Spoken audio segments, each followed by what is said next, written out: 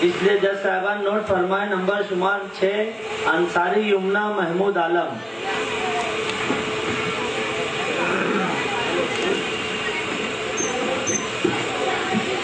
نحمدہ و نصلی علی رسول الکریم. اما بعد جناب صدر، جج صاحبہ اور سامعین اکرام، السلام علیکم. میرا موضوع سخن ہے سیرت رسول صلی اللہ علیہ وسلم اور ہماری زندگی. صدقہ ہے کائنات مدینے کے پھول کا، صدقہ ہے کائنات مدینے کے پھول کا، شہدا خدائے پاک ہے کھل کے رسول کا. سکھلا دے اگر اس کو کوئی طرز مصطفیٰ، سکھلا دے اگر اس کو کوئی طرز مصطفیٰ، خوشبو بکھیرنے لگی کانٹا ببول کا. سامعین اکرام، اللہ تعالیٰ کا ارشاد ہے کہ تمہارے لیے رسول صلی اللہ علیہ وسلم کی زندگی ایک بہترین نمونہ ہے، اور بے شک قیامت تک کے لیے آپ صلی اللہ علیہ وسلم کی ذات پاک میں مکمل اور بہترین پیشوائی موجود ہے. زندگی کے ہر پہلو کے لیے سیرت رسول صلی اللہ علیہ وسلم میں رہبری و رہنمائی موجود ہے. کیا نہیں دیا آپ صلی اللہ علیہ وسلم نے دنیا کو اور ساری انسانیت کو؟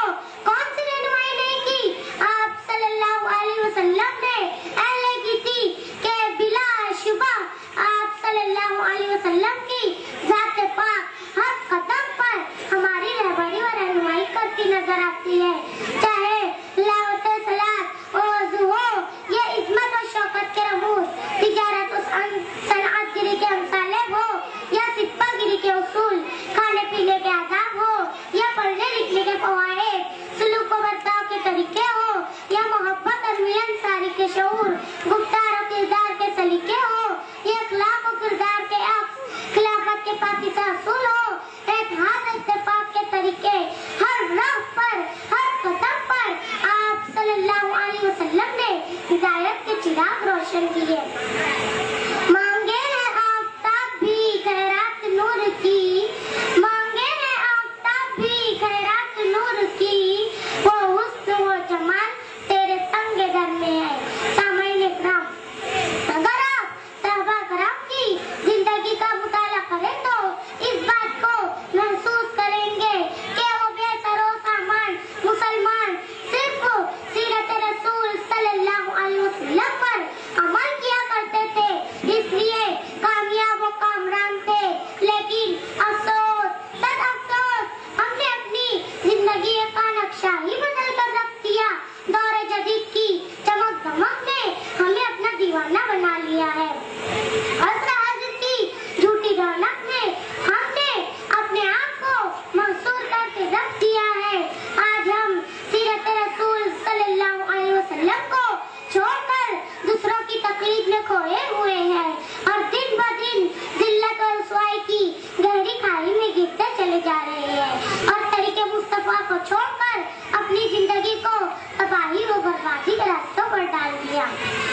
سامعین اکرام، ہم رسول اللہ صلی اللہ علیہ وسلم کے ماننے والے، ان کو چاہنے والے، ان سے محبت کرنے والے، لیکن یہ حقیقت بھی اپنی جگہ مسلم ہے کہ ہماری محبت ایمانی ہے، عملی نہیں. اگر عزت و وقار کی زندگی گزارنا ہے تو ہمیں رسول اللہ صلی اللہ علیہ وسلم کے محبت کے عملی تقاضوں کو پورا کرنا ہوگا، اور روزمرہ کے کاموں جیسے اٹھنا، بیٹھنا، سونا، جاگنا، چلنا پھرنا، کھانا پینا وغیرہ میں سیرت رسول صلی اللہ علیہ وسلم کی تقلید کرنی ہوگی، کیونکہ رخ مصطفیٰ ہے وہ آئینہ کہ اب دوسرا ایسا آئینہ، رخ مصطفیٰ ہے وہ آئینہ کہ اب دوسرا ایسا آئینہ، نہ ہماری بس میں خیال میں، نہ دکان آئینہ ساز میں.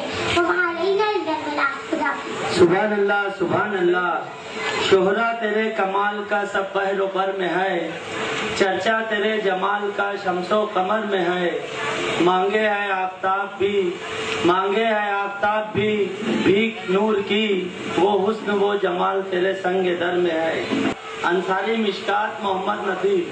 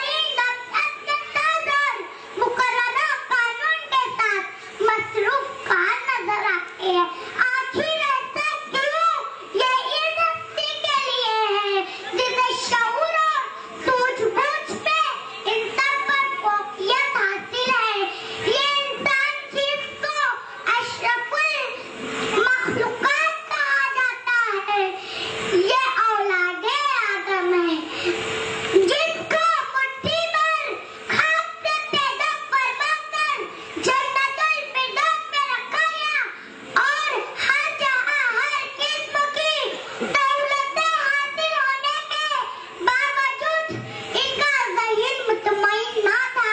इनके दिल में कोई चीज खटक रही थी और इनकी निगाहें एक दिन पे नाजुकी मुतलाशी थी जो जिंदगी में उनका साथ दे और उनका दिल बहला सके। इनकी ख्वाहिश की तकमील के लिए इस दिन पे नाजुक को वजूद में लाया गया। औरत मर्द के बदन का एक हिस्सा है, मर्द जिस्म है जबकि औरत इसके जिस्म की रूह है, इसके रंजो नहर की साथी है। वजूद दस्त है तस्वीर कायनात में रंग, वजूद दस्त है तस्वीर कायनात में रंग, इसी के साथ से जिंदगी का सोज़े धरूं। लेकिन इसके बरक्स क्या औरत को इसकी अज़मत और फितरत के मुताबिक वो चीज़ें दी गई जिनकी वो हकदार है। औरत के हिस्से में मर्द की गुलामी, बच्चों की परवरिश और कुंबे की खिदमत के सिवा कुछ नहीं आया। ना ही इसकी आरज़ुओं को देखा गया, ना ही इसकी तमन्नाओं को पूरा किया गया। औरत का बुनियादी हक तालीम और तरबियत से आरास्ता होना है। ऐसी तालीम जो इसे एक बेहतरीन माँ बना सके, क्योंकि औरत का दायरा अमल घर होता है। इस मियार के नूर से आरास्ता होकर वो न सिर्फ बच्चों की परवरिश और घर की इस्लाह, शौहर की खिदमत बेहतरीन तरीके से पूरे अंजाम देगी, बल्कि अपनी गोद में पलने वाले बच्चे को सरकार सल्लल्लाहु ताला अलैहि वसल्लम का सच्चा आशिक बनाएगी। चढ़कर परवान तेरी गोद से इंसान निकला, चढ़कर परवान तेरी गोद से इंसान निकला, तूने जिस फूल को खींचा वो गुलिस्तान निकला।